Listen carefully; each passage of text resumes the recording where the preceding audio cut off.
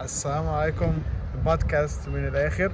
طبعا الموضوع غريب شويه النهارده، بس انا كان في فكره في دماغي كده، كنت حابب اخد الجوله في المنطقه اللي انا عايش فيها اللي هي جيرسي، نيو جيرسي يعني. منطقه باختصاص باترسون. تمام.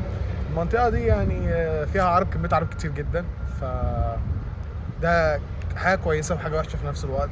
انا عارف الموضوع ده بعدين، بس انا كنت حابب في الحاجه الاساسيه ان احنا اتكلم في موضوع مهم جدا، ان انت يعني اديك من الاخر نصايح عن انت ازاي تيجي امريكا ان انت تدرس فيها. تمام. آه فالموضوع ده انا بصوره لوحدي لاني انا عندي معلومات عنه.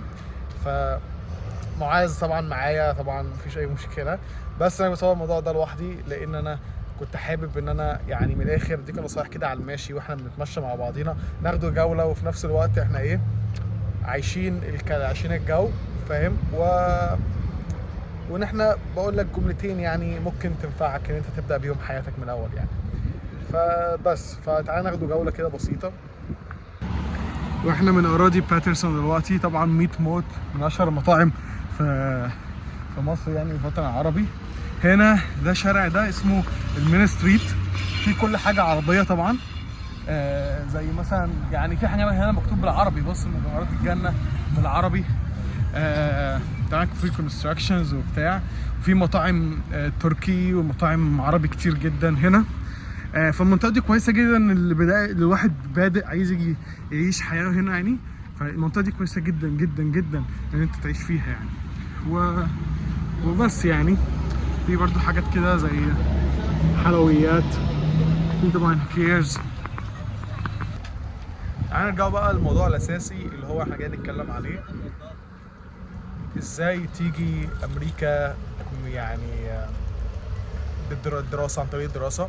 الفيزا دي من اسهل الفيز يعتبر، هي مش سهله بس انت محتاج منك مجهود اكتر ما هي الموضوع حظوظ. فالموضوع منك انت محتاج ان انت تعمل مجهود لنفسك اكتر. طيب زي ايه؟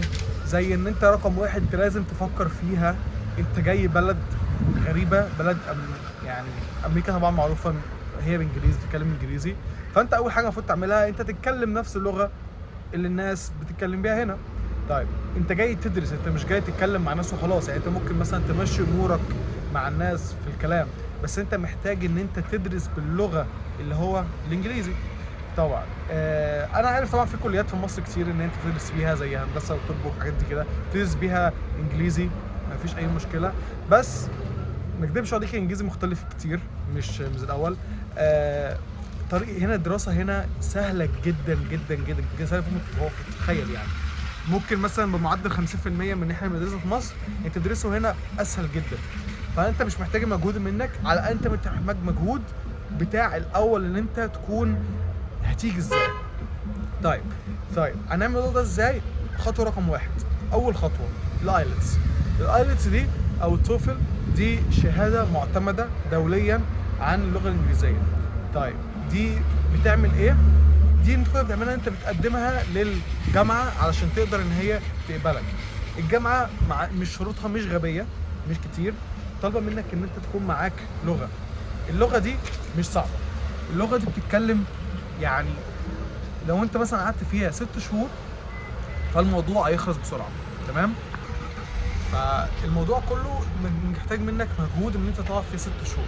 طيب الايلتس شهاده زي احنا قلنا معتمده، بس الشهاده دي انت محتاج ان انت مش ما تبقاش انت جامد قوي في الانجليزي عشان تقدر تقول ان انا اخش واجيب سكور عالي والكلام من ده.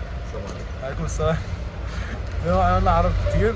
ف المطلوب كل عليك ان هو امتحان. الامتحان ده يعني انا مش عايز اطول في الكلام، بس هو الامتحان ده عباره عن اسئله reading writing listening و speaking. تمام. 4 اقسام، انت بتحاول تتدرب على الاربع اقسام بنفس التفكير اللي انت فيه. طيب انا عارف طبعا ان انت ممكن تقضي في حاجه، يعني الريدنج هيبقى صعب جدا ان انت بتقرا قطع كتير جدا وقطع صعبه، فاحنا محتاجين منها مجهود اكتر. طيب زي الليسننج ده الناس كلنا احنا بنعرف نسمعه الحمد لله يعني مش طرش، بس احنا بنحاول نعرف نسمع ونفهم. احنا اتفرجنا على افلام اجنبيه كتير وساعات بنفهم كلام كتير، صح؟ طيب ودي حاجه برضو تمشي معاها الافلام الاجنبي، تحاول ان انت تتفرج عليها بس بغرض ان انت تكون فاهم او بغرض ان انت تفهم الكلام او بغرض ان انت تتعلم منه. تمام. طيب دي خطوه. الخطوه الثانيه عندك دلوقتي الليسننج. خلصنا listening.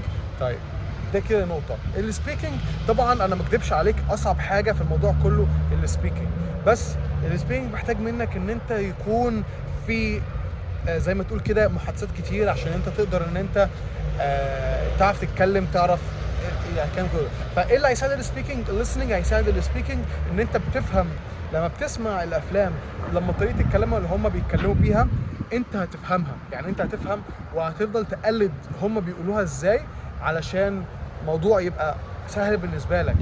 يعني مثال هو مثلا بيقولوا في الانجليزي العادي في مصر بتاعنا بيقول لك وات ار يو دوينج، يعني انت بتعمل ايه. تمام.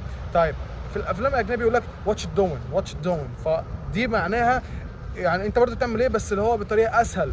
هم الموضوع مش صعب، انت كل انت بتتعلم منهم طريقه الكلام، زي ما انت على حسب انت بتتفرج على ايه انت هتتعلم منه، سواء انهي لهجه انت بتتعلمها هتفهمها وهتفضل تتكلم بيها حتى لو انت مختلف عن الناس ان هو بيتكلموها.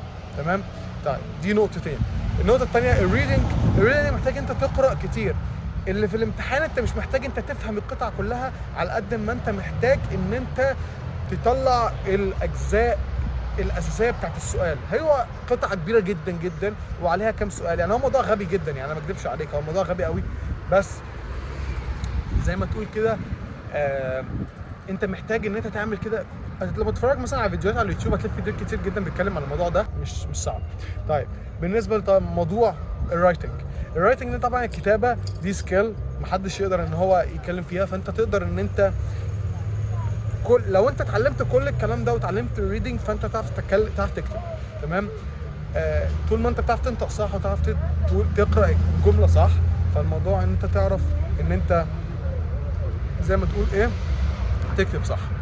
فالموضوع الرايتنج مش صعب، بس انت محتاج ان انت تعرف تكتب ازاي، تعرف تجيب كده الافكار وتتكلم عنها. طبعا محتاج منك مجهود، انا ما بقولش ان الموضوع سهل خالص.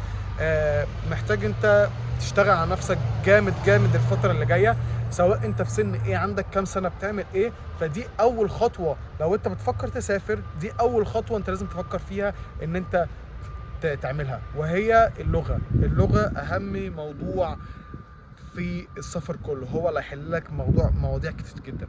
فكك من كل الكلام بقى اللي جاي، اهم حاجه اللغه. خلصت من اللغه الموضوع كله انتهى، وان شاء الله تسافر. وفعلا حياه هنا يعني تستاهل جدا المجازفه والتعب ان انت تعيشه يعني في الفتره اللي انت فيها دي. وهتيجي اول سنتين ثلاثه هتتعب طبعا، ما حدش هيقدر، مش هنقول حاجه، بس الموضوع يستاهل. انت تعيش حياه افضل بكتير من للاسف مصر، بس يعني زي ما كده ايه، اتعب عشان تلاقي. الموضوع ما فيش حاجه هتيجي بالسهل خالص، لازم انت تتعب ولازم يعني لازم تعمل اللي عليك والزياده علشان انت تقدر تحقق حلمك وتشوف مستقبلك احسن. تمام. دي مختصر مفيد من الموضوع كله. اول نصيحه في ازاي تيجي امريكا دراسه. اشوفكم حلقه جايه. السلام عليكم.